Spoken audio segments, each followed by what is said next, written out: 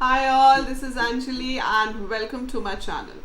So आज मैं आपको एक बहुत ही इंटरेस्टिंग कोर्स के बारे में बताने जा रही हूँ जो आपके सिलेबस का when you are a BCA or a BTech or a Bachelor of Computer Science student, it is a very important subject that is Computer Architecture and Organization. So काफ़ी लोग इसको CAO भी बोलते हैं, ठीक है, that is CAO. So Computer Architecture and Organization. ये एक सब्जेक्ट है जिसके अंदर हम सीखते हैं कि जो कंप्यूटर के अंदर इंस्ट्रक्शंस एग्जीक्यूट होती हैं, जो हार्डवेयर है वो आपस में कैसे कम्युनिकेट करता है, आपका डेटा कैसे मेमोरी बस की हेल्प से एक पार्ट ऑफ कंप्यूटर से दूसरे पार्ट में जाता है, उसके ऊपर ऑपरेशंस कैसे होते हैं, सिस्टम में मेमोरी मैनेज कैसे होती है, क्लॉक्स कैसे काम करती है, इंस्ट्रक्शन साइकिल कैसे चलता है. So all that internal hardware का जो काम है वो सारा हमारा इस सब्जेक्ट के अंदर हम सीखते हैं. पहले बता देती हूँ, आप एक्चुअली में चिप वगैरह बनाओगे नहीं, तो ऐसा नहीं है कि हम इसमें कोई चिप बनाएंगे या कुछ प्रैक्टिकल काम करेंगे, but it is to understand कि जो हार्डवेयर स्ट्रक्चर्स हैं वो इंटरनली काम कैसे करते हैं. ठीक है, सो वो सब हम इस सब्जेक्ट के अंदर पढ़ेंगे. डिपेंड करता है कि आप कहाँ से कर रहे हो, किस यूनिवर्सिटी से कर रहे हो, बीटेक है या बीसीए है, थोड़ा सिलेबस में चेंज आ सकता है. ये सिलेबस मैं जो आपको दिखा रही हूँ, दिस इज़ आईपी यूनिवर्सिटी का सिलेबस. ठीक है, जो आईपीयू है, गुरु गोबिंद सिंह आईपीयू यूनिवर्सिटी दिल्ली में, ये उसका सिलेबस है. पर आप कहीं से भी बीटेक कर रहे होगे तो सिलेबस ऑलमोस्ट सेम ही होता है. बीसीए करोगे तो भी सेम होता है. I did BCA, I also had the same syllabus. ठीक है, सो हम इसके अंदर जो कवर करेंगे that would be basically divided into 4 units. Unit 1 में हम करेंगे basic computer organisation and register transfer language. आपके पास एक बुक है जो रेफरेंस में दी जाती है, Morris Mano. This is a very good book for computer system architecture. जब मैंने बीसीए किया था then we use to get this edition, ये वाला. ठीक है, ज़्यादा कोई खास चेंजेस नहीं आए हैं, बट स्टिल आप जो है ये वाला एडिशन ले सकते हो, that's 3rd edition. So you can buy this. और अगर नहीं भी बाय करना है तो इसकी पीडीएफ भी मिल जाती है. I will try to provide you a link of PDF.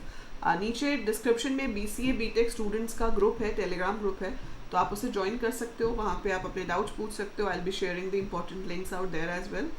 ठीक है, सो ये बुक है जो आप जो मैं फॉलो करूँगी, तो आप अकॉर्डिंगली चाहे बुक से फॉलो करो, आप मेरी वीडियोज़ देखोगे, that would be sufficient to understand the subject. ठीक है, सो इस बुक में बेसिक कंप्यूटर ऑर्गेनाइजेशन और रजिस्टर ट्रांसफर लैंग्वेज है आपके फर्स्ट 4 चैप्टर्स. सो इसमें हमें जो पढ़ना है that is overview of basic digital building blocks की बाइनरी जो होती है 0-1 वो कैसे स्टोर होते हैं, कैसे सर्किट्स में काम करते हैं, फ्लिप फ्लॉप क्या होता है, रजिस्टर क्या होता है.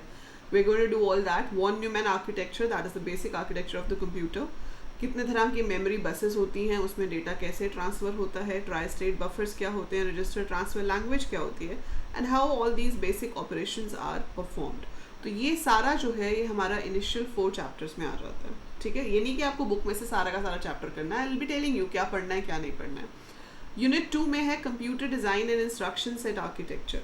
सो इसमें हम पढ़ते हैं instruction codes, general computer registers with common bus system, किस तरह से आपका इंस्ट्रक्शन साइकिल चलता है, मेमोरी में से कैसे हम डेटा फेच करते हैं. सो एज पर अगर मैं मॉरिस मेनो बोलूँ तो ये फिर से 2 चैप्टर्स को कवर करता है, that is chapter number 5 and chapter number 8. उसके बाद आपके पास आ जाता है सीपीयू डिज़ाइन. ठीक है, सीपीयू डिज़ाइन में 2 तरह का काम होता है. देखो, सीपीयू के डिज़ाइनिंग में जब भी कोई ऑपरेशन को कोड किया जाता है ना, तो it is coded in 2 formats. एक होता है हार्ड वायर्ड, एक होता है माइक्रो प्रोग्राम्ड. ये तो आपको जनरली मतलब समझ आ जाएगा. देखो, हार्ड वायर्ड क्या होता है कि जिसका हार्डवेयर में ही सर्किट बना हुआ है कि अब 2 नंबर्स को ऐड कैसे करना है, उसका सर्किट है, तो वो हार्ड वायर्ड है. उसको पता है कि अच्छा यहाँ से सिग्नल ऐसे ऐसे जाएगा, यहाँ से ऐड होकर आंसर ही आ जाएगा बाइनरी में.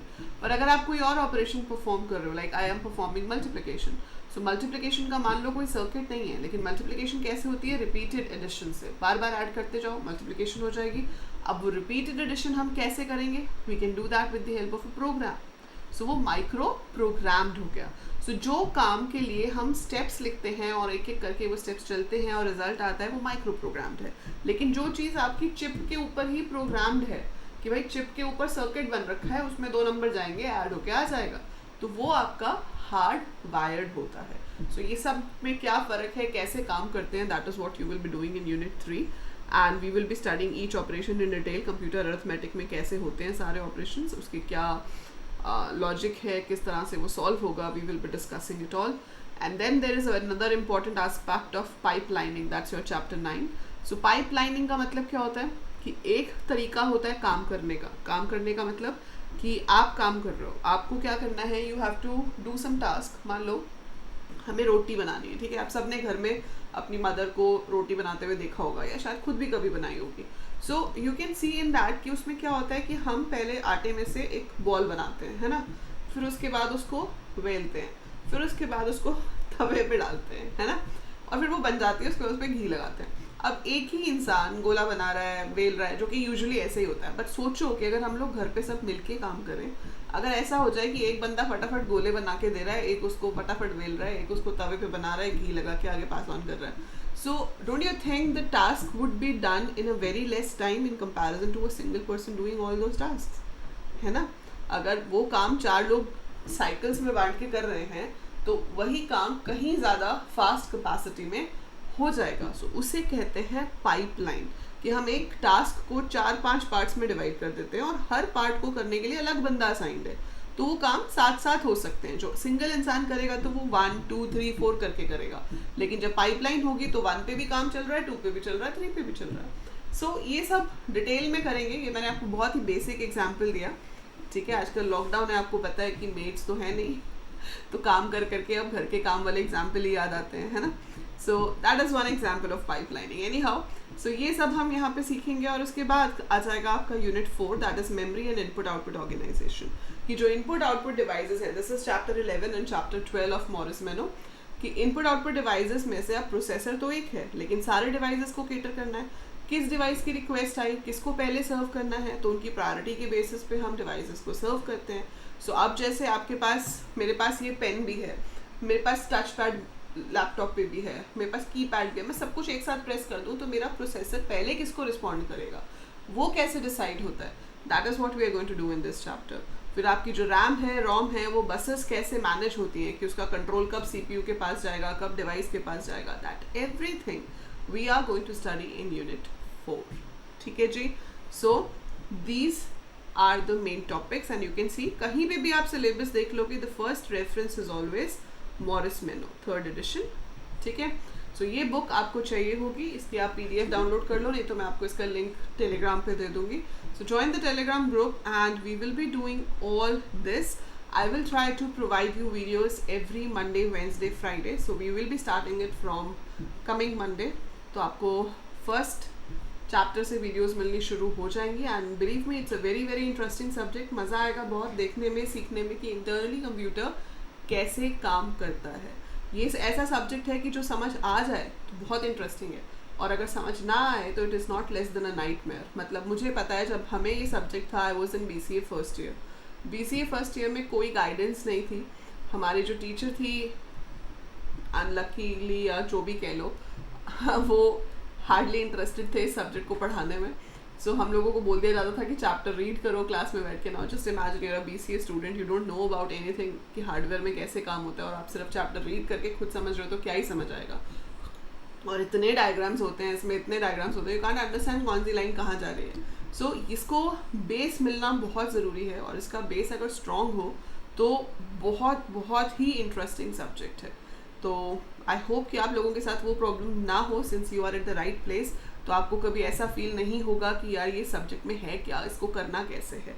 सो जब तक मैं हूँ, I will not let you feel that. उसके लिए आपको अभी के अभी चैनल सब्सक्राइब करना है, it's absolutely free, I am not charging any fee from you. I will be giving you these lectures all free. ऐसा नहीं है कि यूनिट 1 फ्री है, यूनिट बाकी की 3 के लिए पे करना है, no, all complete syllabus would be for free. We will be doing it on the channel and yeah that is it. बाकी आपके दिमाग में कोई भी क्वेश्चंस हैं, कोई भी डाउट्स हैं, feel free to write in the comments, like the video, and I want a very good response in the comment section, because if I'm starting all together a new series, अपने time में से थोड़ा सा time निकाल के इसको शुरू करना पड़ रहा है, and believe me, I am a very busy person. So I am a very busy person. इस वीडियो को बनाने के लिए मुझे ऑल्टरनेट डेज पे कम से कम आधा घंटा चाहिए होगा, और वो निकालना मेरे लिए आसान नहीं है। सो आई वॉन्ट कि yes, you should also participate with the same zeal, with the same enthusiasm to learn, and that I can see only in your comments below. So yeah, that is it for this video. By the time I upload more, keep watching, keep learning. Thank you.